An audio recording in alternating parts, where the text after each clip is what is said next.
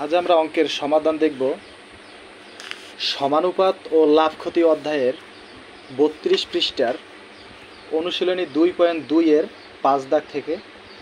পূর্বের ভিডিওতে আমরা 1 থেকে 4 দাগের সমাধান দেখাইছি। আজকে আমরা কি করব? 5 দাগ থেকে করব। দেখো 5 দাগে বলছে প্রতিটি চকলেট মানে একটি চকলেট 8 টাকা হিসাবে ক্রয় করে, মানে একটি চকলেটের ক্রয় মূল্য কত টাকা? 8 টাকা। 8.50 টাকা হিসেবে বিক্রয় করে, তার মানে বিক্রয় করে কত টাকা? 8.50। তার মানে 50 পয়সা কি করছে? লাভ করছে। বিক্রয় করে 25 টাকা লাভ হলে, কত টাকা লাভ হলে? 25 টাকা লাভ হলে মোট কয়টি চকলেট ক্রয় করা হয়েছিল? দেখো একটি চকলেটের লাভ হয় কত টাকা? 50 পয়সা। 8 টাকা দিয়ে যদি উনি কেনে আর 8.50 টাকায় যদি বিক্রি করে, তাহলে 50 পয়সা কি হয়েছে? লাভ হয়েছে। তাহলে একটা চকলেটে যদি 50 পয়সা লাভ হয়, এরূপ বলছে 25টা চকলেটে কত? 25 টাকা লাভ হবে কয়টি চকলেটে? 25 টাকা লাভ হবে কয়টি চকলেটে? তাহলে এটা আমাদের ঐকিক নিয়মে করলে সহজ হবে।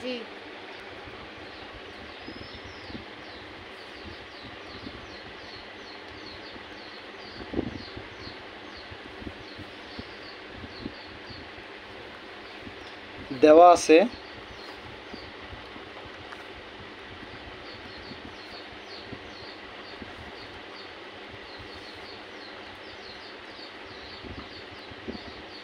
একটি চকলেটের ক্রয় মূল্য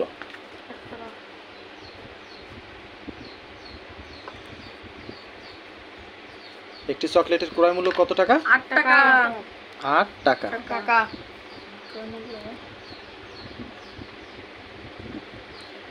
আচ্ছা, সুতরাং একটি চকলেটের বিক্রয় মূল্য 8.50 টাকা। 50 না 50 টাকা।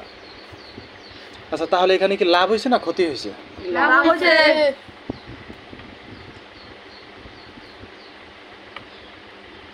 লাভ হয়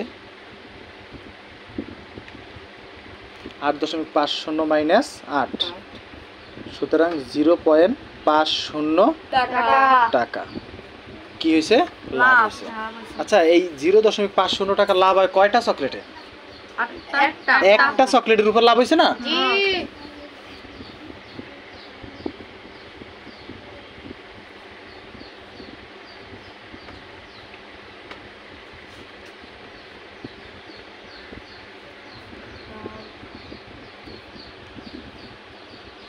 লাভ হয়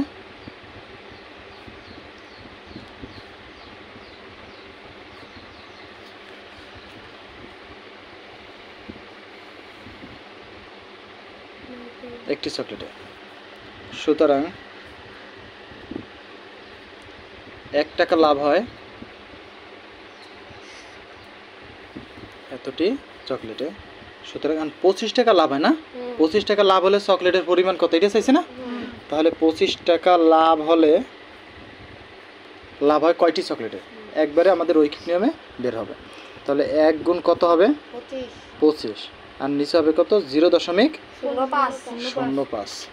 ঠিক আছে, এখন আমরা কি করব? দেখো 1 দ্বারা যদি 25 গুণ করি তাহলে কত হবে? 25, আর নিচে হবে কত? 0.50। দেখো 25 0.50 দ্বারা ভাগ করলে ভাগফল আসে 50। কত আসে? 50। তাহলে 50টি চকলেট 25 টাকা যদি লাভ করতে হয়, তাহলে তার কয়টি চকলেট বিক্রি করতে হবে? 50টি। আমাদের এইটাই প্রশ্নে চাইছিল। তাহলে অ্যান্সার কত? 50।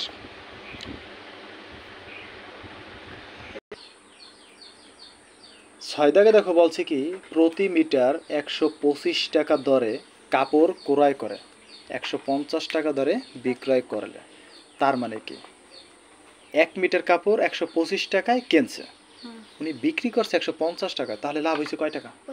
25 টাকা লাভ হয়েছে। এরপরে বলছে দোকানদারের 2000 টাকা, কত টাকা? 2000 টাকা লাভ হয়। 2000 টাকা লাভ হয়। দোকানদার মোট কত মিটার কাপড় ক্রয় করেছিলেন? একবারে সেম 5 দাগের মতো দেওয়া আছে।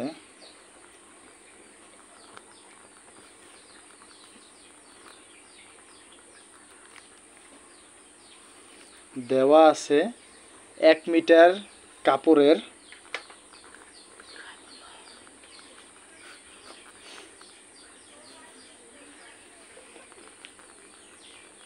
আচ্ছা কাপড়ের ক্রয় মূল্য কত টাকা? 125 টাকা। ক্রয় মূল্য 125 টাকা। 125 টাকা। সুতরাং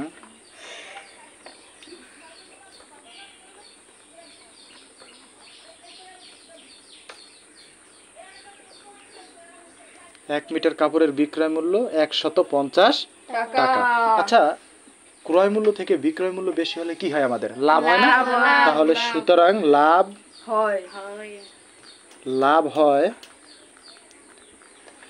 150 মাইনাস কত হবে? 125 সমান 25 টাকা। আচ্ছা 25 টাকা লাভ হয় কয় মিটার কাপড়ে? 1 মিটার কাপড়ে।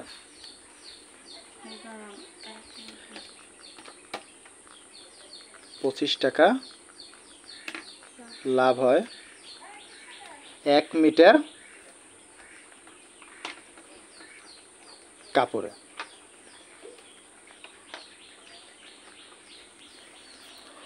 সুতরাং 1 টাকা লাভ হয়, উপরে যাবে 1, নিচে আসবে 25। তাহলে কত টাকা লাভ হয়েছে এখানে বলছে? 2000। তাহলে 2000 টাকা লাভ হয় 1 গুণ 2000 আর নিচে কত যাবে? 25 যাবে। দেখো 1 দ্বারা 2000 রে গুণ করলে আমরা পাবো কত? 2000 আর নিচে থাকবে কত? 25। 2000 রে 25 দ্বারা ভাগ করলে ভাগফল হয় 80। কত হয়? 80। তাহলে 80 মিটার কাপড়। তাহলে উনি ক্রয় করছিলেন কত মিটার কাপড়? 80 মিটার কাপড়। এইটাই তো আমাদের অ্যানসার। প্রশ্ন ছিল যে 2000 টাকা সে কত মিটার কাপড় ক্রয় করেছিল। তাহলে কত মিটার? 80 মিটার। সাদ্দাকে দেখো বলছে কি একটি দ্রব্য, সাদ্দাকে বলছে একটি দ্রব্য 190 টাকায় ক্রয় করে, 190 টাকায় ক্রয় করে। তার মানে একটি দ্রব্যের ক্রয় মূল্য তাহলে কত টাকা? 190 টাকা। আচ্ছা উনি বিক্রি করছে 175 টাকা। তাহলে লস হয়েছে না লাভ হয়েছে? আমার ক্ষতি হয়েছে। করলে শতকরা কত লাভ বা ক্ষতি হবে? মানে শতকরা চেয়েছে। সাদ্দাক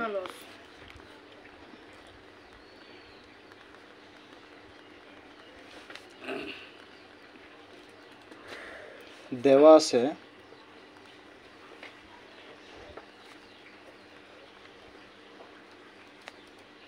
একটি দ্রব্যের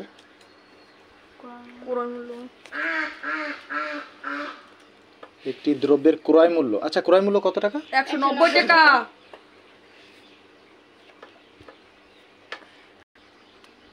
100 কত টাকা? 90 টাকা। 90 টাকা। আচ্ছা তাহলে একটি দ্রব্যের বিক্রয় মূল্য, আচ্ছা বিক্রয় মূল্য কত টাকা? 175 টাকা। 75 টাকা। 175 টাকা। 75 টাকা। তাহলে এটা কি ক্ষতি হয়েছে না লাভ হয়েছে? ক্ষতি হয়েছে। আচ্ছা ক্ষতি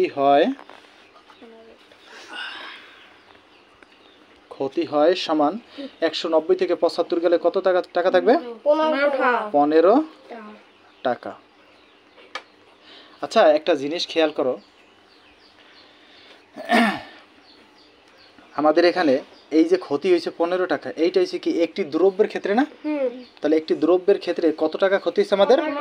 15 টাকা ক্ষতি হয়েছে। তাহলে এখানে আমাদের দেখো বলছে কি শতকরা কত লাভ বা ক্ষতি হবে।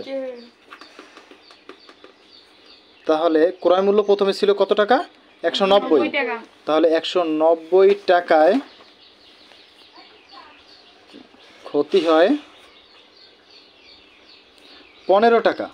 কি 15 টাকা না?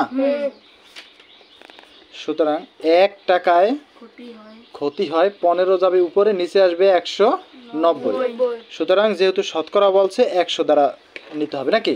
100 টাকা কত লাভ বা ক্ষতি হয়? 100 গুণ হবে কোথায়? উপরে। আর নিচে যাবে কোথায়? 190 নাকি? এখন এই শূন্য আর এই শূন্য আমরা কাটাকাটি করব। এখন 15 দ্বারা 10 কে গুণ করলে গুণফল হবে কত? 15 দ্বারা 10 কে গুণ করলে হবে 150 আর নিচে থাকবে কত? 19। এখন আমরা একটা কাজ করব। আচ্ছা 150 আর নিচে আছে কত আমাদের? 19। 19 দ্বারা সরাসরি 150 ভাগ যায় না, দশমিক আসে। সেজন্য আমরা কি করব? সমস্ত আকারে নেব। দেখো 19 150 এর ভিতরে যায় 7 বার। 7 বার নিলে কত হবে জানো? 7 গুণ কত হবে? 19 133 হয়। 133। এখন 150 থেকে 133 বিয়োগ করলে বিয়োগফল হয় কত? 17। তাহলে এইটা আমরা কিভাবে পাতাই? ফলাফলটা আমরা সমস্তের বাম পাশে আনি এবং নিচে আসে যেটা এই যে 19 আর উপরে যাবে কত? যেটা ভাগশেষ থাকে 17। তাহলে এটা আমাদের কি শতকরায় প্রকাশ করতে বলছে, সেজন্য আমাদের এখানে কি দিতে হবে? পার্সেন্টেজ। এইটা হবে কি আমাদের নির্ণয় অ্যান্সার। কারো কোনো সমস্যা আছে? না স্যার।